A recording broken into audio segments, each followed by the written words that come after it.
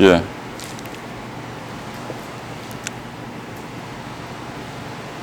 오늘 말씀을 보면은 4절에 보면 그렇게 나와 있어요. 그것을 읽으면 내가 그리스도의 비밀을 깨닫는 것을 너희가 알 수 있으리라 라고 이야기하고 있습니다. 그리스도의 비밀. 이걸 헬라어로 풀면은요, 미스테리온이라는 단어를 씁니다. 신비 혹은 비밀이라는 말인데요. 구약에는 예수 그리스도에 대한 예언의 말씀이 많이 나와 있어요, 사실. 굉장히 많이 나와 있습니다. 특별히 우리가 잘 아는 아브라함이 모리아산에서 누구를 바치죠? 아들인 이삭을 바쳐요. 그때 하나님께서 결정적인 순간에 딱 말리시고 무엇을 보여주십니까? 수풀에 걸린 양을 보여주시죠. 그것도 우리를 위해서 대신, 우리의 죄를 위해서 대신 내어주실 예수 그리스도를 예표하는 거죠. 그렇죠? 이사야서에도 하나님의 고통받는, 고난받는 종에 대해서 이야기합니다. 그리고 광야에서 이스라엘 백성들이 하나님 앞에 불평불만을 하죠. 그때 불뱀이 와서 이스라엘 백성들을 물어서 죽입니다. 그때 하나님께서 명령을 하십니다. 불뱀을 만들어서 놋대에 메어 달라. 그것을 보는 자마다 살리라 라고 말씀하셨는데, 그 놋뱀도, 나무에 달린 그 뱀도 우리의 죄를 위해서, 우리의 죄를 사하시고 우리에게 생명을 주시는 예수 그리스도를 예표하는 것이었어요. 구약에는 수많은 예수 그리스도를 상징하고 예표하는 것에 대해서 다 나와 있어요. 많이 나와 있어요. 그러나 그것들이 명확하진 않습니다. 그리고 설마 사람들이 하나님의 아들인 예수 그리스도가 이 땅에 오셔서 십자가를 지실 거라고는 상상도 못했겠죠. 그죠? 많은 예언들이 있었지만 설마 하나님께서 이렇게까지 우리를 사랑하셔서 십자가를 그 아들에게 지게 하시고 우리 위해서 돌아가게 하시고 그 음부에까지 내려가게 하시고 그리고 우리 가운데 구원을 주시는 그 엄청난 계획, 그걸 아무리 많은 예언을 들어도 그게 마음에 와닿지 않았어요. 예언을 들어도 잘 몰라요. 여러분, 하나님의 일이 그와 같습니다. 하나님의 일은요, 신비합니다. 그리고 가르쳐줘도 우리가 미처 깨닫지 못해요. 그래서 비밀입니다. 아예 감춰져 있기 때문에 비밀이 아니고요, 하나님의 스케일의 일을 우리한테 예언을 해주고 이야기해줘도 우리가 미처 다 깨닫지 못해요. 그리고 어떻게 되죠? 어떻게 돼요? 그렇다고 우리가 깨닫지 못한다고 그 일이 일어나지 않나요? 시간이 지나서야 깨닫게 됩니다. 구약에 수많은 예언이 있었고, 그리고 예수님께서 이 땅에 오셔서도 자신이 어떤 죽음을 당하실 것인지에 대해서 말씀하셨어요. 그런데 아무도 깨닫지 못했어요. 근데 예수님께서 십자가를 지시고 죽으시고 장사한 지 사흘 만에 부활하시고 승천하신 다음에 성령이 오셔서 교회가 세워지고 이 모든 일이 이루어진 다음에야 하나님의 일이 이런 거구나. 제자들도 깨닫고 성도들도 깨달았어요. 우리 가운데 행하시는 하나님의 일도 마찬가지입니다. 우리가 많은 순간 그것을 인정하죠. 어떤 일이 이루어지지 않는 것 같고 일이 진행이 안 되는 것 같은데 모든 일이 다 이루어지고 난 다음에야 하나님께서 이렇게 하시려고 나를 인내하게 하셨고 나에게 믿음을 요구하셨고 나에게 기다리라고 말씀하셨구나 라고 깨달을 때가 너무나 많습니다. 그래요, 안 그래요? 안 그래요? 안 그래요? 안 그래. 그래야 되는데. 여러분, 예수님의 일, 하나님의 일은요, 그와 같습니다.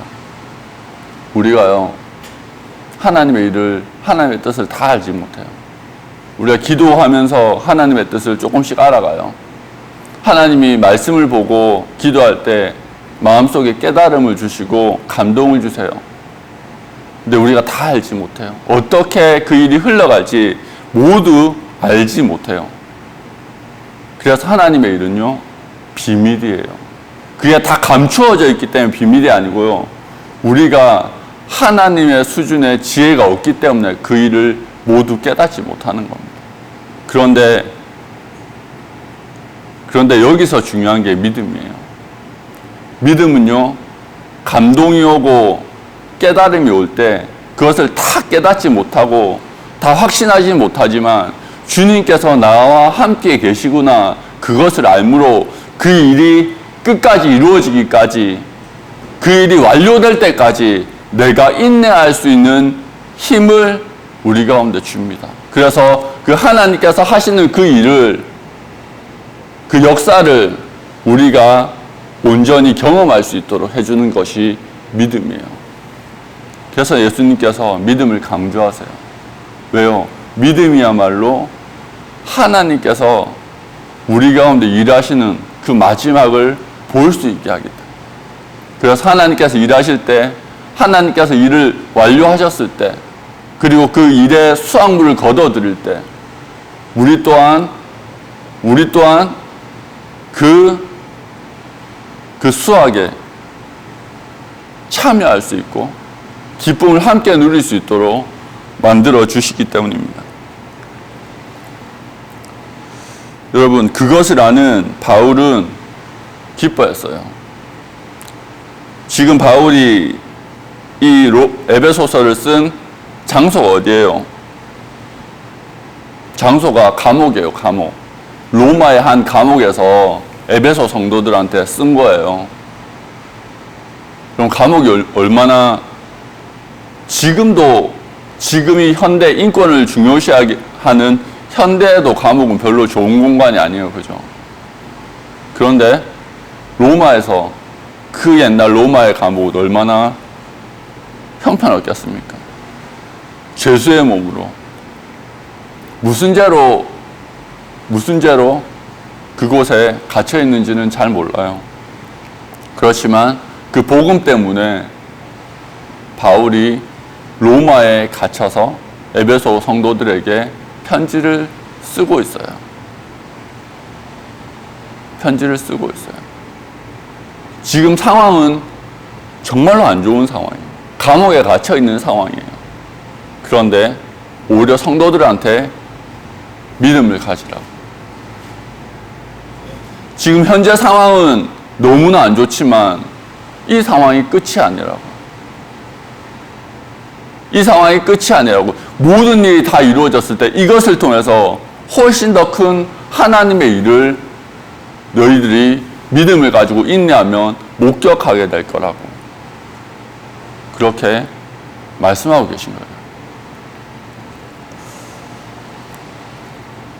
여러분, 주님께서 우리 가운데 주시는 구원은 완전한 구원입니다. 주님은요, 우리를 그냥 어설프게 그냥 한 상황에서만 구하시지 않으세요. 주님의 구원은 완전한 구원입니다.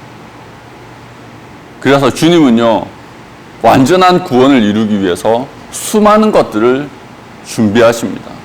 그것이 무엇이냐? 여러분, 출애굽기 아시죠? 출애굽기 때 이스라엘 백성들이 그 노예의 삶이 너무 힘들어서 하나님 앞에 구했습니다. 좀 살려달라고. 그랬더니 모세가 와서 그들을 10가지 재앙을 통해서 이집트를 제압한 다음에 이집트 백성들을 끌어냈어요. 그게 구원입니까? 그게 구원이에요. 이스라엘 백성을 이집트에서 끌어낸 게 구원입니까? 그게 구원이에요. 어떻게 생각하세요? 그게 구원입니까? 아니요, 그냥 끌어내기만 했으면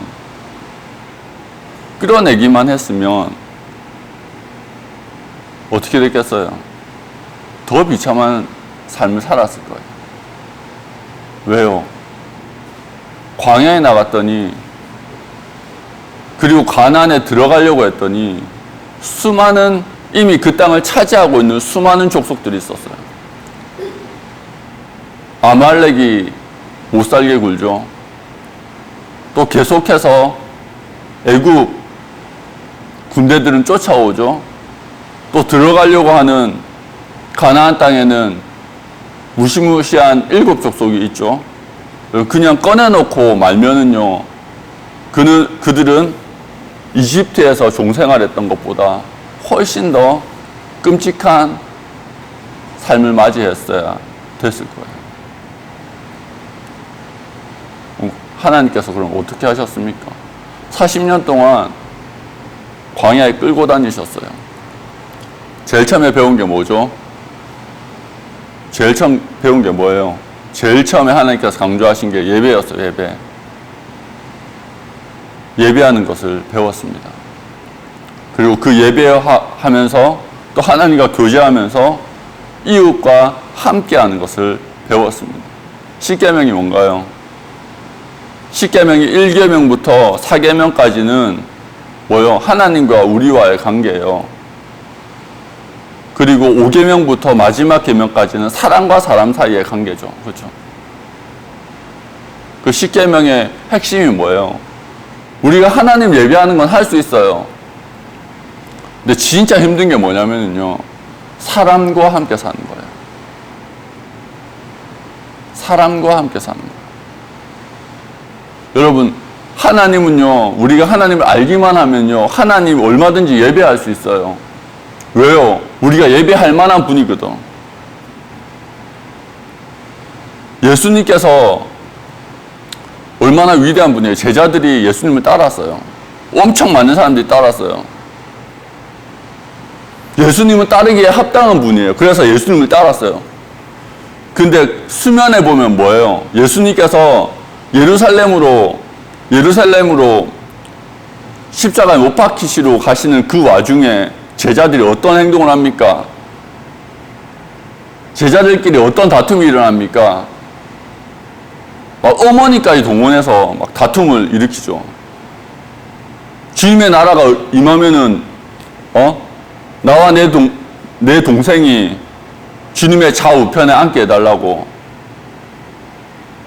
예수님은 따를 만한 분이에요. 그런데 제자들 사이에서는 경쟁이 있는 거예요. 시기가 있는 거예요.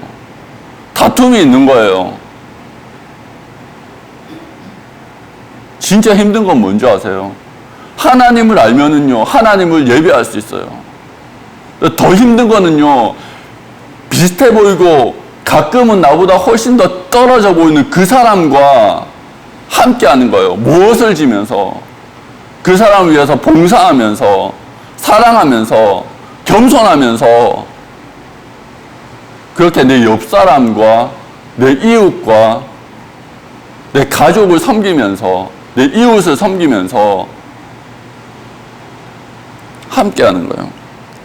오늘 말씀해 보면은 6절에 이는 이방인들이 복음으로 말미암아 그리스도 예수 안에서 함께 상속자가 되고 함께 지체가 되고 함께 약속에 참여하는 자가 됩니다. 무슨 뜻입니까? 유대인들에게 있어서는요, 이방인들은요, 원수였어요. 자기보다 훨씬 더 못한 사람이었어요. 약속 밖에 있었던 사람이었고 상속자가 아니었어요. 그런데 개처럼 여기던 그 이방인들을 받아들여서 함께 상속자가 됐다는 건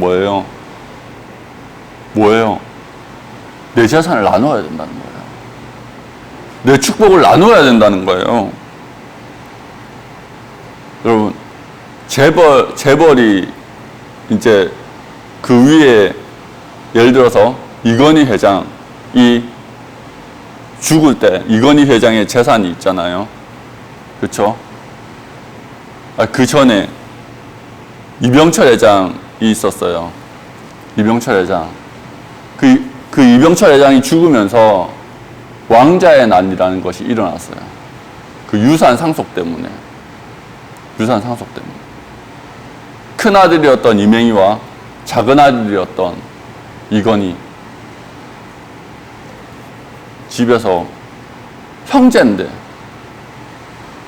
싸움이 일어나서 왕자의 난이라고 할 정도의 큰 싸움이 일어났습니다. 여러분, 유산을 나눈다는 것은요, 굉장히 민감한 문제입니다. 굉장히 어려운 문제입니다. 형제끼리도 재산은 안 나눠요. 그게 인간의 욕심이에요. 상속자가 되고, 지체가 되고. 여러분, 문화가 너무나 달랐어요. 삶이 너무나 달랐어요. 추구하는 게 너무나 달랐어요. 삶의 방식이 너무나 달라요. 한 가지 일을 두고도요, 그 일을 처리하는 방식은 수십 가지죠, 그죠? 패턴이 수십 가지예요. 그런데 그들이 한 몸이 되었다는 거예요. 얼마나 처음에 맞지 않았겠습니까? 그리고 함께 약속에 참여하는 자가 되었습니다. 약속에 참여하는 자가 되었습니다. 이들을 한 몸으로 만들기 위해서 주님이 어떻게 하실 것 같아요? 출애굽기에 나오죠. 40년 동안 그들이 각자의 집에서 산 게 아니에요. 광야에서 무엇을 치고 살았어요? 텐트, 장막을 치고 살았단 말이에요. 천으로 장막을 짓고 살았어요. 가죽으로 했든 수양의 가죽으로 했든 장막을 짓고 40년 동안 살았어요. 벽이 없어요. 옆집에서 한 이야기 옆집에서 다 들어요. 프라이버시가 없어요. 오늘 저 옆집에는 만나를 얼마만큼 주었다더라. 오늘 저 옆집에서는 메추라기를 얼마나 주었다더라. 그런 거 다 알아요. 프라이버시가 없어요. 그렇게 40년 동안 살았어요. 말씀 묵상하면서 와, 이게 하나님을 예배하고 그런 것만 생각했는데 광야에서 그 40년이 진짜 힘들었겠구나라는 생각이 드는 게 진짜 내 삶이 없는 거예요. 내 삶이 완전히 오픈된 삶, 내 옆 사람에게, 내 이웃에게. 주님이 그렇게 한 공동체를 만드시더라고요. 그리고 공동체가 되는 것은요, 굉장히 힘듭니다. 우리가 성령을 받고 우리가 말씀을 보고 그렇게 해야 된다는 건 알지만 우리의 자아 때문에, 우리의 욕심 때문에, 우리의 고집 때문에요, 한 몸이 되는 것은요, 굉장히 힘든 일입니다. 그게 훈련이 필요하다는 것을 다시 한번 깨닫게 되었습니다. 왜 그래야 됩니까? 하나님이 만들려고 하시는 나라, 여러분, 완전한 구원은요, 가나안 땅까지 우리가 들어가는 겁니다. 광야에만 있어도 안 되고 가나안 땅에 들어가야지, 그리고 그 땅을 차지해야지, 그리고 그 땅에 각 지파별로 자신의 영역을 딱 확정해야지 나라가 이루어져요. 그리고 그 나라가 되어졌을 때 뭐예요? 주변의 나라에서 침략하지 못하는 거예요. 그렇게 한 공동체가 딱 되어지고 하나님의 나라가 되었을 때 완전한 구원이 이루어지는 겁니다. 하나님의 구원은 완전하셔서 그 하나님의 나라가 이룰 때까지 우리를 인도해 가세요. 인도해 가세요. 그때까지 우리를 훈련시키십니다. 하나님을 예배하면서. 왜 하나님을 예배하는 것이 중요합니까? 우리의 본성으로는, 우리의 고집센 이 마음으로는요, 내 지체의 허물을 받아들일 수 없습니다. 내 지체의 약점을 받아들이기가 힘듭니다. 나와 한 몸이 될 내 옆 사람의 허물을 발견은 쉽게 하지만 그 발견한 그 허물을 위해서 기도하고 사랑하고 덮어주기는 힘듭니다. 무엇이 없으면, 성령의 은혜가 없으면, 십자가의 은혜가 없으면, 우리가 십자가 앞에서 우리의 허물을 위해서, 우리의 죄를 위해서 고통당하신 그분의 십자가 앞에서 묵상하고 기도할 때 성령님께서 우리의 마음을 예수님의 마음처럼 변화시켜 주세요. 우리가 왜 날마다 십자가 앞에 다가가야 됩니까? 단순히 종교적 카타르시스를 위해서 그렇습니까? 하나님을 더 가까이 하기 위해서 그렇습니까? 그것도 맞습니다. 그러나 하나님은 그 십자가 앞에서 우리한테 요구하시는 것이 바로 내 이웃을 위해서, 내 이웃의 원수를 위해서, 원수 같은 내 이웃을 위해서 기도하고 사랑하라고 명령하십니다. 그게 우리가 예배해야 되는 이유입니다. 우리가 세상에 우리가 예배하고, 우리가 교회에서 예배하고, 그리고 우리가 우리끼리 교제하고, 세상에 무엇으로 우리가 하나님의 자녀임을, 예수 그리스도의 제자임을 드러내겠습니까? 사랑밖에 없더라고요. 원수를 사랑하는 방법밖에 없더라고요. 원수를 사랑할 수 있도록 십자가 앞에 가는 방법밖에 없더라고요. 여러분, 이렇게 말하지만 또 묵상하지 않고, 기도하지 않고, 십자가를 묵상하지 않고 또 내 자아대로 행하다 보면요, 순간순간 욱하죠. 화날 때가 있어요. 우리가 예배해야 되는 이유, 기도해야 되는 이유, 그리스도의 십자가를 묵상해야 되는 이유는요, 진짜 하나님께서 원하시는 공동체를 만들고 더 나아가서 그 공동체 안에서 훈련받고 기도하고 묵상하고 하면서 그리스도의 성품으로 내가 살아가는 그 곳곳에 있는, 진짜 나 원수 같은 사람들 있잖아요. 회사에도 있고 이웃에도 있고, 그들을 사랑할 수 있고, 사랑해야지 기도가 나오거든요. 기도할 수 있는 사람으로 변하기 위해서입니다. 그리고 그런 나라가 되어야 됩니다.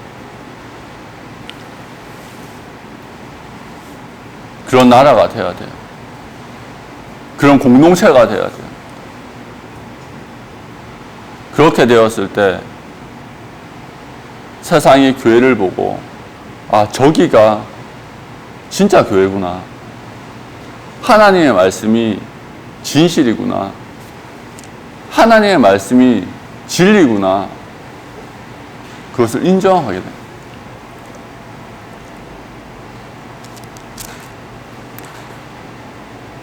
(10절에) 보면 이는 이제 교회로 말미암아 하늘에 있는 통치자들과 권세들에게 하나님의 각종 지혜를 알게 하려 하십니다. 여러분, 하나님의 각종 지혜와